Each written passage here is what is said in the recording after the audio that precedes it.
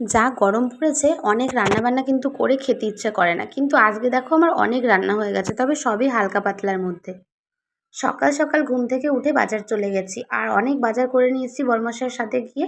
তারপর এক গ্লাস মাজা ঢেলে আমি খেয়ে নিলাম। এই যে এই মনটা প্রাণটা শান্তি করে খাচ্ছি, তারপরেই তো কাজে লাগতে হবে। আর খুব তাড়াতাড়ি কাজ করে নিতে হবে, কেননা সকালে বাজারে গেছি ঠিকই, কাজকর্ম সেরে বাড়ি আসতে আসতে বেলা বেজে গেছে 1টা। তারপর এই যে মাছ, তারপর অনেক রকমের আজকে আর মাংস নিয়ে আসেনি। তো সেগুলো ধুয়ে পরিষ্কার করতে কম সময় লাগে বলো তো?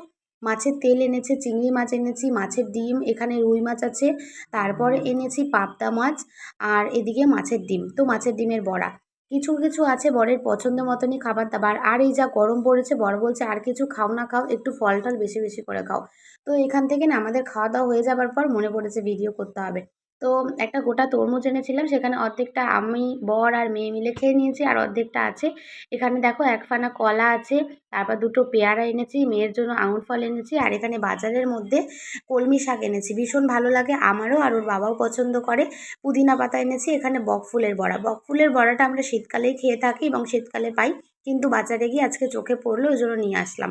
আর এখানে যে পুদিনা পাতাটা একটু শরবত টরবত করে গরমকালে খাওয়া যাবে। আর এখানে দুয়াটি এনেছি কলমি শাক, আর তার সাথেই দেখো সরু সরু লতি, এটা কিন্তু ঝাল খেতে বেশ ভালো লাগে।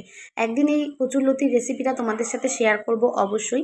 আর এখানে আছে সব সবজি বাজার, বরবটি, আলু, তার সাথে শসা এনেছি, টমেটো, ভেন্ডি, কুমড়ো, তারপর পটল, আলু, যা হয় আর কি কাঁচা সবজি সেগুলো এনেছি। গেল সপ্তাহের বাজারে কত রয়েছে, কিন্তু ওই যে একা একা বাজারে গেলে না এক গাদা গাদা করে বাজার নিয়ে চলে আসে, জানো তো। আর দোষটা ওরও নয়, ব্যাগ দিয়ে দেয়, আর যারা সবজি বাজার দেয় আর কি, তারা তাদের মনের মতন করে দিয়ে দেয়। ভাবে আমরা তো টাকা পাবো, কিন্তু এত এত দিয়ে দেয় বাজার, বাড়িতে নিয়ে এসে আমরা তো দুজন মানুষ খাই বলো, কতই বা। আর এখানে দেখো সব গোছগাছ করে নিয়ে আমি রান্না বসাবো বলে এখানে মশলাটাও বেটে নিচ্ছি। প্রথমে সর্ষে আর পোস্তটা বেটে নিলাম কাঁচা লঙ্কা দিয়ে, সেটা দিয়ে পাবদা মাছের ঝাল হবে। আর ওই যে কলমি শাকটা, ওটা একটু কালো জিরে আর কাঁচা লঙ্কা ফোড়নে দিয়ে করলাম ভাজা ভাজা। আর এখানে টক ডাল করেছি আম দিয়ে। আর এক পিস রুই মাছ এটা বের করে নিয়েছি মাম্মার জন্য, ও পাবদা মাছ খাবে কি না, ওই জন্য ভাবলাম যে এক পিস মাছ ভেজে নিই ওর জন্য। ওর বাবা বললো ওকে মাছ ভাজাটা দিয়ে ভাত খাইও। তো রান্না মোটামুটি হয়ে এসছে। এখানে দেখো কলমি শাক ভাজাটা হয়ে গেছে, ডাল হয়ে গেছে, এখানে পাবদা মাছটা একদমই শুকনো শুকনো গা মাখা করে নিয়েছি। তো ছোটো ছোটো তো আজকের পাবদাটা, বেশি একটা বড় পাইনি বাজারে। আর আলুটা কুচিয়ে রেখেছিলাম এখানে মাছের তেলটা ভাজা করব বলে। আর এখানে বড় মশাইয়ের ইচ্ছে হয়েছে আজকে মাছের ডিম খাবে, মানে মাছের ডিমের বড়া আর কি, পেঁয়াজ কুচিয়ে। তো সেটাই করে নিয়েছি। রান্না বান্না আমার অলমোস্ট ডান, একদম টেবিলে সাজিয়ে গুছিয়ে নিয়ে চলে এসেছি। এখন বেজে গেছে 3:30। তো মাছের তেল ভাজা, এখানে মাছের ডিমের বড়া, মেয়ের জন্য মাছ ভাজা, ওখানে শাক আছে, তারপর ডাল আছে, সব কিছু মিলিয়ে মিশিয়ে আজকে কিন্তু অনেক আইটেম হয়ে গেছে বলো। আর পাবদা মাছের ঝাল।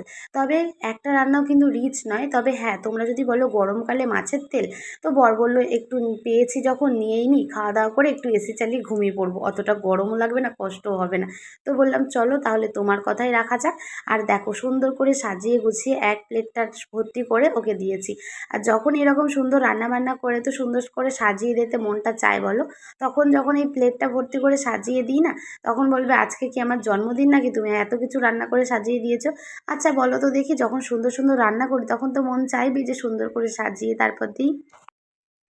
খাওয়া হয়ে যাবার পর মনে হলো একটু রায়তা বানিয়ে খাই। এই রায়তাটা আমার শুধুই খেতে এত ভালো লাগে, আর ওর বাবাও ভীষণ ভালোবাসে। শসা কুচিয়ে নিয়েছি আর টমেটো কুচিয়ে নিয়েছি, তার সাথে এবার টক দই দিয়ে দেবো। ব্যাস এইটা দিয়ে ভালো করে টক দইটা ফেটিয়ে নিতে হবে। আর এই যে বিট লবণ দিয়ে দিলাম। আর এই যে জলজিরাটা আছে, জলজিরাটা হচ্ছে এভারেস্টের জলজিরা, এটাও খানিকটা দিয়ে দেবো। এবার ভালো করে মিশিয়ে তারপর খেয়ে নেবো। এটা এত ভালো লাগে, আর গরমকালে তো ভীষণ ভালো লাগে। আমার দুপুরে মনে হয় কি ভাত ডাল তরকারির থেকে এটা এক বাটি আমি খেয়ে নেবো, পেটও ভরে যাবে, মনটাও শান্তি থাকবে, আর পেটটাও শান্তি থাকবে, শরীরটাও খুব ভালো থাকবে। তোমরাও গরমে এগুলো কিন্তু খেও, তাহলে ভীষণ ভালো লাগবে খেতে। টক দই তো শুধু ভালো লাগে না, কিন্তু একটু শসা কুচিয়ে পেঁয়াজ কুচিয়ে দিলেও আরও ভালো লাগতো। তো চলো ভিডিওটা কেমন লাগতো জানিও।